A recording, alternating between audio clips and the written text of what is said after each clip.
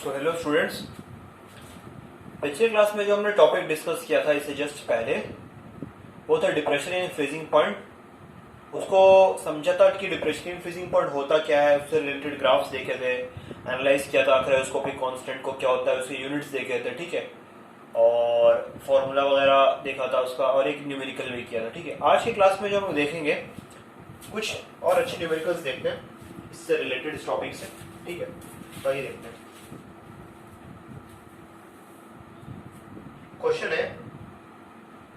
Question है NCERT exercise question number 2.20। NCERT exercise question number 2.20। NCERT का exercise का question number 2.20। आप लोग खोलिए उसे, देखिए क्वेश्चन।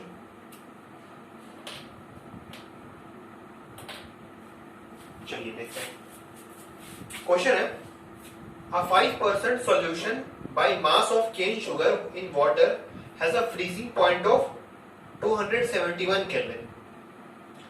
कोई सॉल्यूशन है केन शुगर का 5% मास बाई मास, ठीक है, उसका इन वाटर, उसका जो फ्रीजिंग पॉइंट है वो 271 केल्विन के बराबर है, सही है। अच्छा, जाहिर सी बात है फ्रीजिंग पॉइंट अगर केन शुगर के नॉन वोलेटाइल सॉल्यूट है तो उसने लोअर किया गया होगा। वाटर का फ्रीजिंग पॉइंट एक्चुअली तो क्या होता है प्योर सॉल्यूट का 273, मगर इसने लोअर करके 5% मास बाय मास हमने मिक्स किया तो 271 केल्विन पे ले आया, ठीक है, इतना समझ में, ठीक है।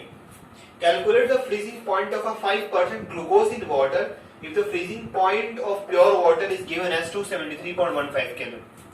क्वेश्चन ये कह रहा है कि ये चीजें आपको दी हुई है, आपको 5% ग्लूकोज सॉल्यूशन का फ्रीजिंग पॉइंट निकालना है in water given the freezing point of pure water is 273.15 kelvin. मतलब क्या, pure water, glucose pure water है मान लो तुम्हारे पास, ठीक है, प्योर सॉल्वेंट है, प्योर सॉल्वेंट में 5% शुगर, पहले केन शुगर देखा गया, ठीक है, तो उसकी वजह से जो फ्रीजिंग पॉइंट है वो 271 केल्विन हो रहा है।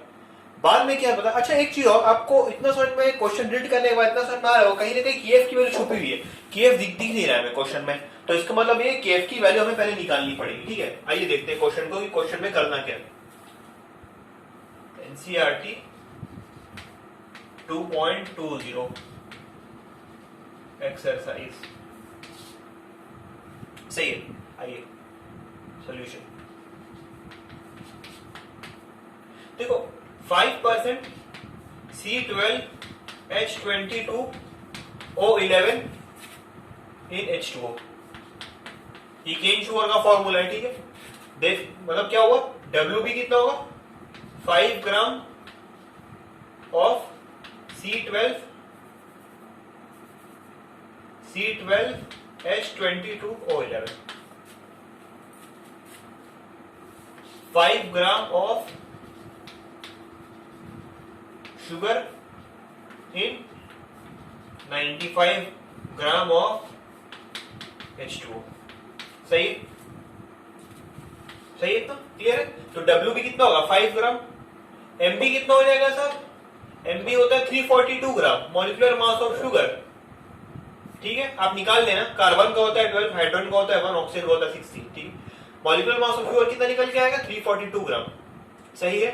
अच्छा, W देखो कितना दिया है, molecular given mass of solvent 95 gram, ये देखिए,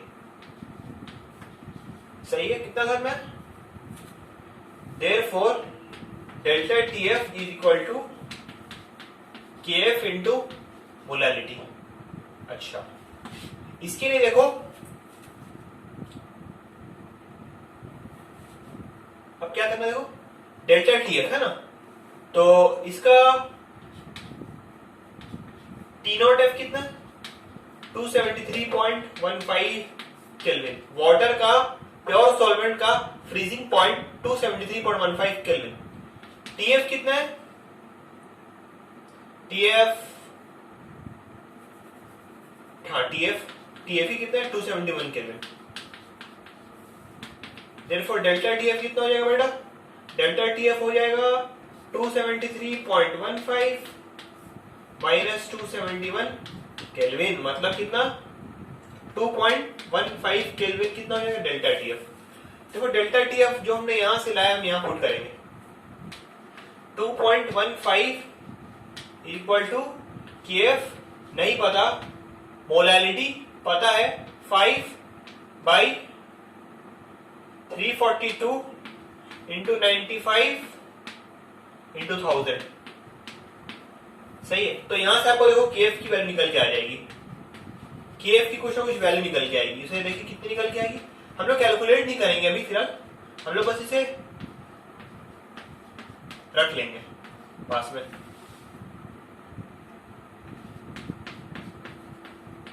सही है, इसे हम लोग ब्रैकेट में रख लेते हैं।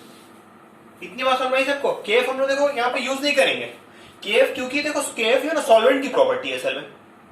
केएफ जो है सॉल्वेंट की प्रॉपर्टी, तो केएफ जो है हम लोग यूज करेंगे इसी केएफ को, क्योंकि पानी नेक्स्ट वाला जो सॉल्यूशन बन रहा है ग्लूकोज के साथ वो भी पानी में ही है, तो केएफ जो है चेंज नहीं होगा, केएफ की वैल्यू वही रहेगी। तो केएफ हम लोग उसको यूज करेंगे। ठीक है, नेक्स्ट में फिलहाल मैं इतना ऊपर रब कर देता हूँ पार्ट।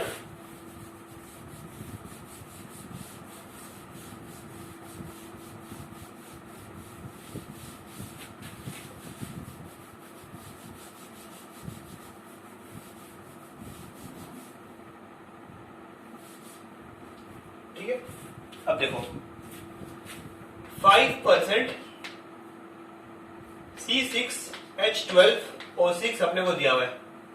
5% C6H12O6 का मतलब क्या होता है? 5 gram of C6H12O6 in 95 gram of H2O। तो इससे सर हमें साफ समझ में आ जाता है कि यहाँ पे WB कितना होगा? WB होगा 5 ग्राम, MB कितना होगा? 180 gram molecular mass of glucose. ठीक है, और WA कितना होगा? WA हो जाएगा साहब आपका 95 ग्राम। सही है, तो इसके लिए क्या करेंगे हम लोग? डेल्टा TF निकालेंगे। निकालना है अपने को delta TF is equal to KF into इसकी मोलारिटी कितनी हो जाएगी? 5 इंटू 1000 डिवाइडेड पे कितना होगा? 180 इंटू 95। सही है, इसको इक्वेशन नंबर 1 मान लो।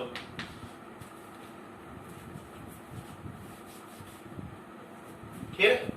अच्छा, अब देखिए इस पर्टिकुलर इक्वेशन 1 से यहाँ पे KF की वैल्यू पुट कर सकते हैं, बिल्कुल पुट कर सकते हैं। डेल्टा TF कितना हो जाएगा उस केस में? डेल्टा TF KF कितना है? 2.15 into 342 into 95 by 5 into 1000 into 5 into 1000 by 180 into 95। देखो 5 into 1000 gets cancelled, 95 also gets cancelled. So on solving, delta TF only remains as 2.15 into 342 upon 180. सही है, तो इसे हम लोग कैलकुलेट करेंगे। इसे कैलकुलेट करेंगे तो कितना आएगा?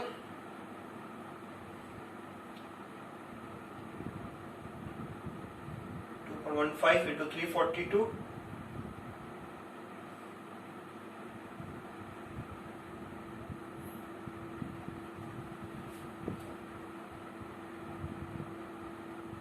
ठीक है, 2.15 इंटू 152 इंटू, तो इसको जब सॉल्व करेंगे तो डेल्टा TF की जो वैल्यू निकल के आएगी, डेल्टा TF इस केस में निकल के आएगा 3.72 निकल के आएगा।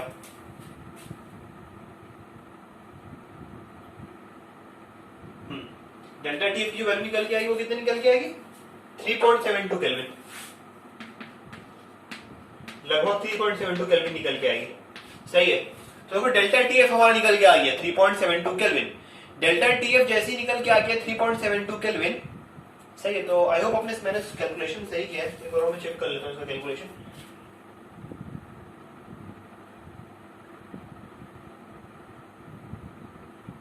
थ्री 4.2 इंटू 2.15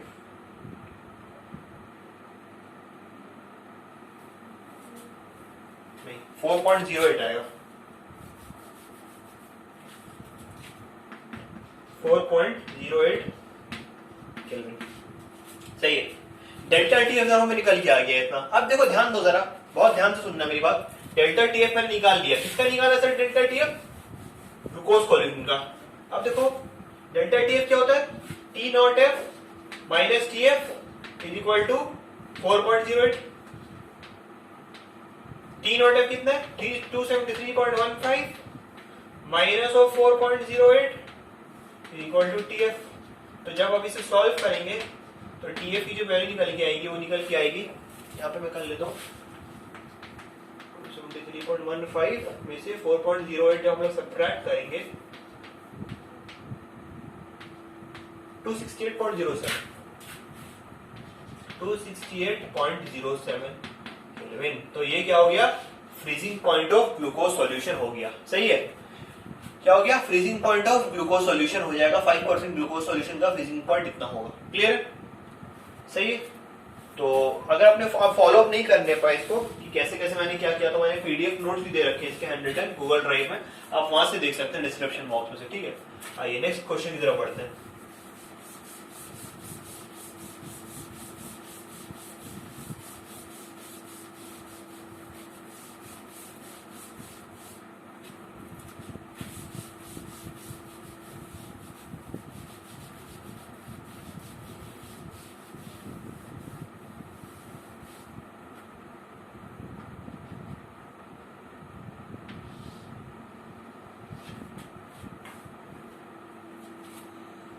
ठीक है, नेक्स्ट क्वेश्चन क्या है? देखिए ये भी एनसीईआरटी का ही एक क्वेश्चन है। ये भी एनसीईआरटी का शायद परहैप्स 2.21 है शायद एनसीईआरटी का 2. अच्छा एक चीज और जो क्वेश्चन अभी मैंने कराया है इससे जस्ट पहले, इससे एक मिलता जुलता क्वेश्चन सीबीएसई दिल्ली 2017 में भी आ रखा है। उसमें क्या हुआ था देखो मैं आपको बताता हूँ, सेम चीज थी, हर जगह सेम था, बट जहां मैंने 5% दिया था, 5% सुक्रोज सॉल्यूशन, 5% ग्लूकोज सॉल्यूशन, उसकी वजह पर 10% था, बाकी सब चीजें सेम थी। ठीक है, सॉल्वेंट भी वाटर था, सब चीज सेम थी, बस प्रोसीजर भी उसका वही रहेगा। पहले केएफ निकाल लो, फर्स्ट मेथड, फर्स्ट वाला जो है, जैसे फर्स्ट वाला जो है वो है केन शुगर के लिए केएफ की वैल्यू निकाल लो और वो ग्लूकोज वाले में पुट कर दो, आंसर आ जाएगा आपका। ठीक है, तो ऐसा क्वेश्चन आ चुका है एनसीईआरटी से रिलेटेड क्वेश्चन सीबीएसई दिल्ली 2017 में आ चुका है। सही है, क्लियर? तो नेक्स्ट क्वेश्चन की तरफ बढ़ते हैं एनसीईआरटी का। और ये क्वेश्चन था, ये 3 मार्क्स में आया था सीबीएसई में जब आया था, तो 3 नंबर में पूछा गया था solution chapter depression in freezing point. Clear?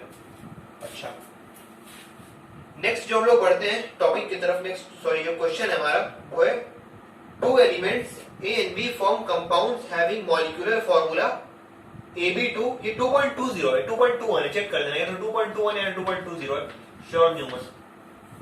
2 elements A and B forming compounds having molecular formula AB2 and AB4. When dissolved in 20 gram of benzene, 1 gram of AB2 lowers the freezing point by 2.3 Kelvin, whereas 1 gram of AB4 lowers it by 1.3 Kelvin। कुछ कहानी दी है लंबी सी। ठीक है, the molar depression constant भी दे दिया benzene का, हमें एटॉमिक मास निकालना है ए और बी का। ठीक है, देखो मैं क्या करना है इसमें मैं बताता हूं आपको। देखो जब भी delta depression in freezing point से रिलेटेड कोई भी हम लोग सॉल्व करेंगे क्वेश्चन, तो delta TF is equal to KF into molarity, तो हर हाल में हम लोग लिखे हैं पहली बार। ठीक है, देखो डेल्टा टीएफ AB2 के लिए हमें दिया हुआ है, डेल्टा टीएफ AB2 के लिए हमें दिया कितना 2.3, केएफ भी दिया है बेंजीन के लिए कितना 5.1 इंटू, ठीक है 5.1, सही है, इंटू मोलारिटी। तो अच्छा एक चीज और, 1 gram of 2 elements A and B form compounds having molecular formula AB2 and AB4। ठीक है, अब देखो एक चीज हमें क्या नहीं दी है क्वेश्चन में, क्वेश्चन में हमें ये नहीं दिया हुआ कि AB2 का मॉलिक्यूलर फॉर्म, AB2 का मॉलिक्यूलर मास कितना है और AB4 का मॉलिक्यूलर मास कितना है, क्योंकि AB2 अगर कोई लिखे AB2 तो उससे कुछ जज नहीं किया जा सकता कि ये क्या है, इसमें कोई एलिमेंट्स नहीं दिख रहे मुझे, ना कोई ए कुछ एलिमेंट नहीं है ना बी कुछ एलिमेंट, तो इससे हम लोग निकाल नहीं सकते मॉलिक्यूलर फॉर्मूला। तो क्या दिया है क्वेश्चन में, देखो क्वेश्चन में मेरे को दिया क्या है, अल्टरनेटिव का क्या दिया हुआ है क्वेश्चन में, ये है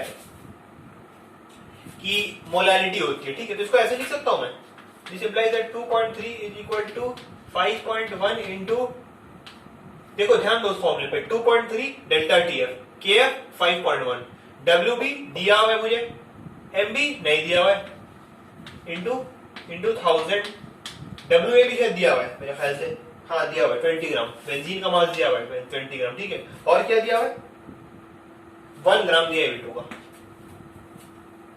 ठीक है। तो एमबी निकल जाएगा इससे, एमबी जब आप सॉल्व करेंगे तो कुछ ना कुछ वैल्यू निकल के आएगी। ये किसका मास है सर, Ab2 का मास निकल के आया,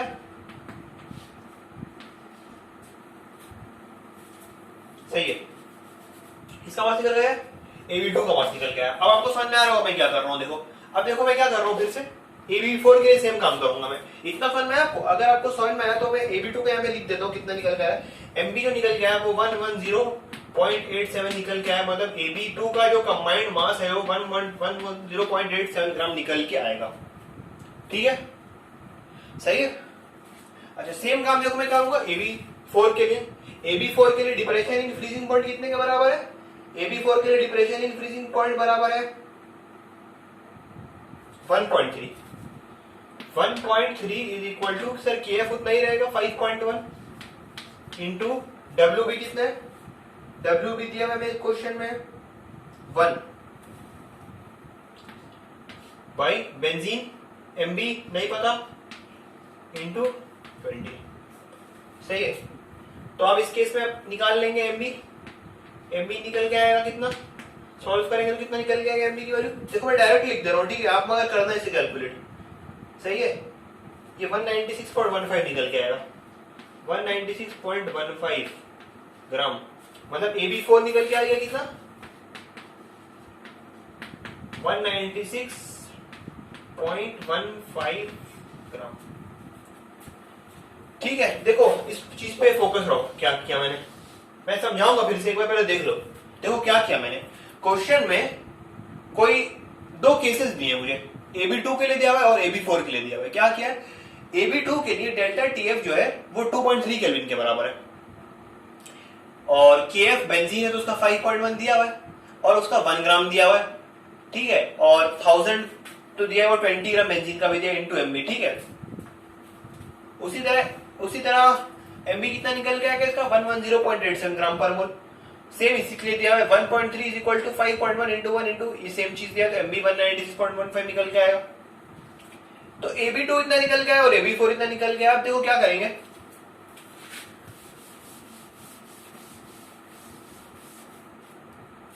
अब देखो करना क्या है, अब देखो A को मान लो x और B को मान लो y, तो x plus 2y is equal to 110.87 और x plus 4y is equal to 196.15 gram. क्या किया मैंने, देखो A को मैंने मान लिया x और B को मैंने मान लिया y, x plus 2y is equal to 110.87 और x plus 4y is equal to 196.15, ठीक है। अब देखो क्या करेंगे, इसको मान लो इक्वेशन नंबर 1, इसको मान लो इक्वेशन नंबर 2, इक्वेशन 2 में से equation 1 minus equation 2 minus equation 1 करो तो क्या निकल के आएगा, ये और ये हो जाएंगे cancer, 2y is equal to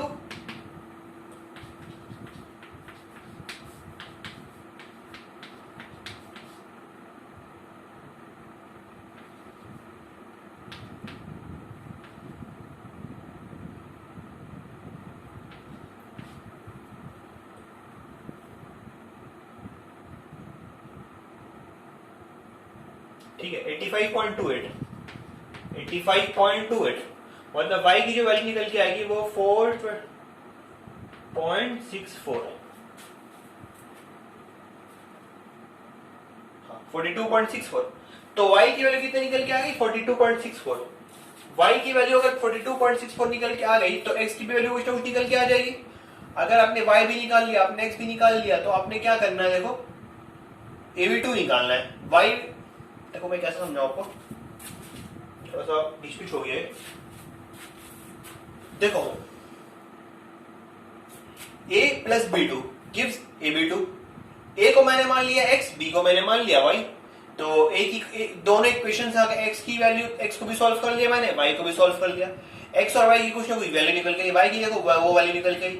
x की वैल्यू निकालना है अगर आपको तो किसी भी इक्वेशन में पुट कर दीजिए, x की भी वैल्यू निकल के आ जाएगी, ठीक है। जैसे ही x की वैल्यू निकल के आ गई तो आपको निकालना है किसका, molecular mass of atomic mass of x निकालना था और एटॉमिक मास ऑफ y निकालना था। तो a को मानना था x, b को मानना था, तो a अगर ये निकल के आ गया तो उसी के हिसाब से b भी निकल के आएगा। ठीक है, तो आपको समझ में आ गया होगा ये क्वेश्चन, जैसे को भी थोड़ा खिचपिच हो गया ये, तो आप इसे डिस्क्रिप्शन बॉक्स में एक बार चेक कर लीजिएगा, उसमें मैंने अच्छे सॉल्व किया है इसको। ठीक है, सही है, ठीक है। तो इसके अलावा 2-3 क्वेश्चंस और है, मैं आपको होमवर्क दे रहा हूँ, नेक्स्ट क्लास में वो डिस्कस करूंगा। नीट के 2 क्वेश्चन और एक जेई का क्वेश्चन है। नीट के 2 क्वेश्चन है और जेई के 2 क्वेश्चन है। नीट 2006 का, एक नीट 2010 का क्वेश्चन है। ठीक है, तो आप उसे सॉल्व करिएगा क्या है उसमें, और एक जेई मेंस 2012 का भी है। नीट 2006, नीट 2010 और जेई 2012, ये 3 क्वेश्चन जो है आपको दिए गए हैं, आपको करने के लिए, आपको करना है वो क्वेश्चन। ठीक है, ऑनेस्टली अटेम्प्ट करिएगा। वैसे इसका आंसर मैंने इंडिकेट कर दिया, सॉल्यूशन नहीं दिया, आंसर सिर्फ मैंने दिखाया इसमें पीडीएफ जो है मेरे पास। ठीक है, तो आप करके आइएगा और उसे एक बार देखिएगा। ठीक है, फिलहाल अगर ये क्वेश्चन आपको नहीं समझ में आया तो मैं फिर से अटेम्प्ट करता हूँ आपको समझाने के लिए। देखिए, AB2 है और AB4 दिया है मुझे, तो क्या हुआ, delta TF equal to KF into molality हर क्वेश्चन के लिए हमें लिखना पड़ेगा। डेल्टा TF फर्स्ट केस के लिए AB2 के लिए 2.3 केल्विन है, और सॉल्वेंट क्या है, बेंजीन 5.1 इंटू मोलालिटी। मोलालिटी में सब कुछ दिया except molecular mass of B, ये नहीं दिया, यही निकालना है मुझे, मॉलिक्यूलर मास ऑफ B निकालना है। तो सब दिया है, 1 सब कुछ दी हुई, तो MB मैंने निकाल ली, MB है 110.87, मगर MB किसका है, आखिर ये किसका है, MB AB2 का है। असल में बात AB2 की बात की जा रही है असल में, यहाँ पे किसकी बात की जा रही है, AB2 की। तो AB2 का मास कितना निकल के आया, 110.87 ग्राम। उसी तरह नेक्स्ट केस में देखो, टेंपरेचर इन फ्रीजिंग पॉइंट 1.3 केल्विन है, पहले में थी 2.3, बाद में 1.3 इक्वल टू 5.1 इंटू सेम चीज की MB की वैल्यू निकल के आ गई 196.15। मगर MB क्या है, MB है असल में AB4। तो x plus 2y equal to 110.87, x plus 4y equal to 196.15। तो इसको कैंसिल किया, 2y इक्वल टू ये, तो y की वैल्यू निकल के आ गई। y की वैल्यू जैसे ही निकल के आ गई सर, y की वैल्यू जैसे ही निकल गई तो x की भी कुछ ना कुछ वैल्यू निकल के आ जाएगी। x की वैल्यू जो आप निकालेंगे इसमें से निकलेगी 25.59, सही ग्राम। तो एटॉमिक मास ऑफ x निकल गया, एटॉमिक मास ऑफ A निकल गया, एटॉमिक मास ऑफ B निकल के आ गया। सही है, क्लियर है। तो आज का लेक्चर यहीं पे एंड करते हैं। ठीक है, I hope depression in freezing point आपको समझ में आ गया होगा। वैसे ज्यादा इसमें घुमाए नहीं आते डिप्रेशन इन फ्रीजिंग पॉइंट के सवाल में, एनसीईआरटी आप कर लिया, प्रीवियस ईयर्स कर ली, उतने मोर देन इनफ है। असल में खेल की शुरुआत होती है, वो होती है जब हम लोग वैल्यूज ऑफ फैक्टर पढ़ते हैं, जब एब्नॉर्मल मोलर मास पढ़ते हैं। ठीक है, तब खेल की शुरुआत में मास होती है। मैं आपको बार बार कह रहा हूँ, ये टॉपिक्स जो है ये प्रीलिमिनरी हैं सब। ठीक है, इससे क्वेश्चन आ भी सकते नहीं भी आ सकते, मगर जो बैंड्स ऑफ फैक्टर या एब्नॉर्मल मोलर मास है उससे रिलेटेड क्वेश्चंस आने के चांसेस कोई भी, चाहे बोर्ड का एग्जाम हो, चाहे स्कूल्स, नीट, जे और एनी अदर कॉम्पिटिटिव एग्जाम, किसी में भी हो, हमेशा चांसेस बने रहते हैं आने के। ठीक है, तो उनको उस नेक्स्ट टॉपिक को भी अच्छे स्टडी करना है। सही है, तो आज का टॉपिक यही एंड करते हैं हम लोग। ठीक है, ओके, थैंक यू।